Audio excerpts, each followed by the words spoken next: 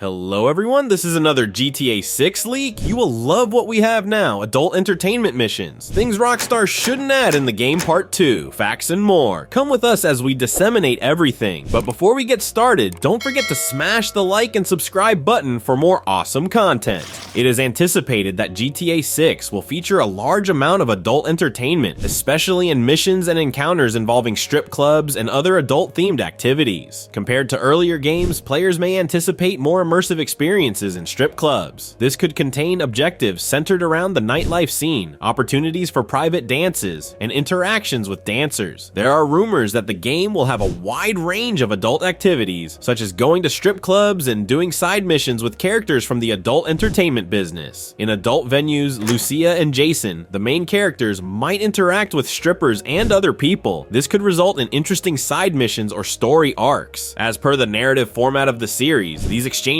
could go into topics related to morality and criminality. Expanding upon its predecessors, Grand Theft Auto 6 is probably going to have more mechanisms for indulging in adult entertainment. This could involve more nuanced dialogue options and choices that affect gameplay outcomes. Some tasks could be explicitly related to the adult entertainment sector, including defending a club from competing gangs, or assisting a dancer in getting out of a hazardous position. The mature theme would be woven into the larger story of crime and survival through these missions.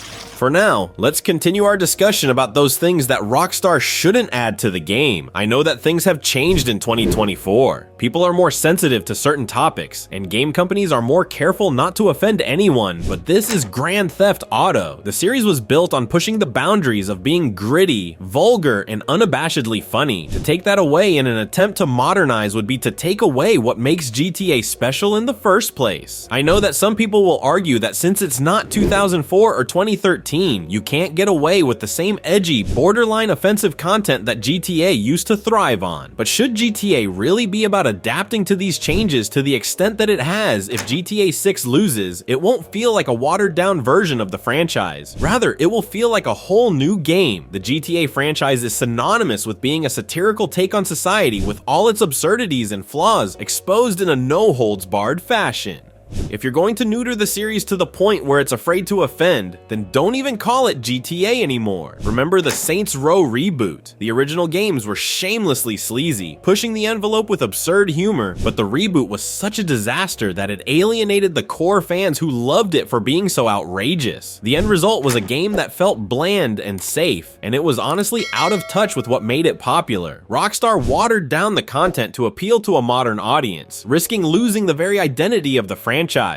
Sure, people have always complained about Grand Theft Auto. There was an uproar over GTA 3 and Vice City in the early 2000s, and the media had a field day with San Andreas and its infamous hot coffee mod. Even GTA 5 faced criticism for a variety of reasons, including its treatment of certain groups and violent themes. But that didn't stop those games from going on to become some of the most popular and beloved games in gaming history. In fact, the controversy contributed to the series' legend. It's meant to be uncomfortable at times and to push buttons. If GTA 6 attempts to soften the satire in an effort to be more inclusive or less offensive, it will lose its distinctive edge. Another thing the upcoming game shouldn't do is become a full-fledged life simulator. I made a video about it a few weeks ago, so I'll keep it brief. If Rockstar goes too far in the direction of realism, the game may wind up feeling more like a chore rather than a place for mayhem. The key difference is that San Andreas struck a balance so you weren't forced to manage every aspect of CJ's life. Sure, you had to occasionally feed him to keep his energy up, but you weren't forcing him to eat every in-game day. From San Andreas working out at the gym to bulk up CJ gaining weight if you ate too much junk food, or even learning martial arts moves, they gave us more control over CJ's appearance and abilities. But crucially, they didn't demand constant attention, comparing that to GTA 5, which removed many RPG elements completely and did away with managing your character's physique or stamina, which removed some of that personal connection and progression. We can see that Rockstar went too far in the opposite direction.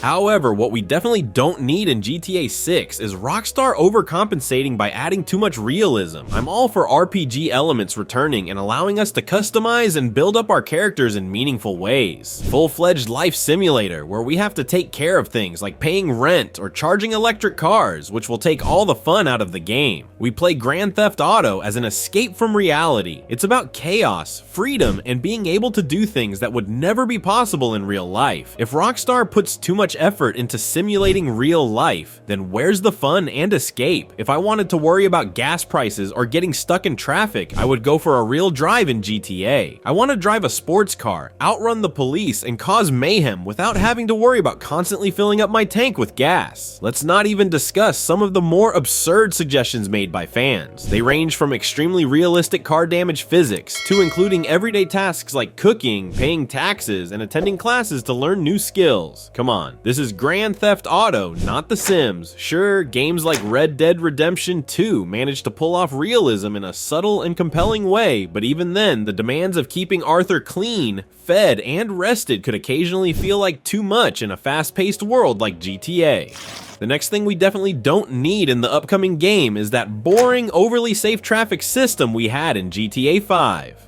Sure, the cars in 5 technically followed the traffic laws and occasionally swerved or had random police chases, but there's a fine line between realism that enhances the gameplay and realism that bogs it down. Yes, we want GTA 6 to feel immersive, and yes, there should be RPG elements that let us customize our characters and their abilities, but we don't want to be constantly managing a laundry list of real-life problems while we're supposed to be stealing cars and taking over the city. The problem with GTA 5's traffic wasn't that it was too real, but rather that it failed to capture the messiness and variety you'd expect on the streets in real-life people speed run. Let's face it, most of the time, driving through Los Santos felt way too tame. And in GTA, that's just not what we're looking for. The streets should feel alive, chaotic, and unpredictable. The kind of behavior we need to see more of in GTA 6 NPC is drivers who don't always go 30 miles per hour and stop at every red light like they're in driver's ed.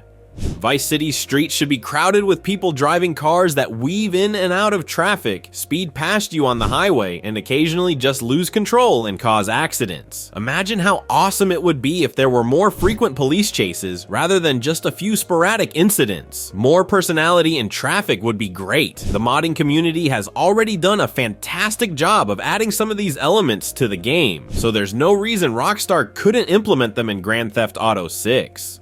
Imagine some groups of NPCs hanging out around their cars, revving their engines, and challenging each other to races. You had more dynamic interactions on the road. How about that? Now that GTA 5 has given us so many amazing vehicles through its online DLCs, one thing that has to change for sure is the variety of cars on the road. It doesn't make sense to have all these amazing cars locked away in online mode while single-player traffic is still filled with the same few basic cars over and over again. I believe we were able to cover the majority of the interesting things that came up, but if there is anything noteworthy that we can add to the next video, please let me know in the comments section below. Alright guys, thank you guys for watching. If you did enjoy, hit the like button and the subscribe button, leave a comment down below of what you guys thought of this video, and yeah, we will see you guys in the next video. Peace out.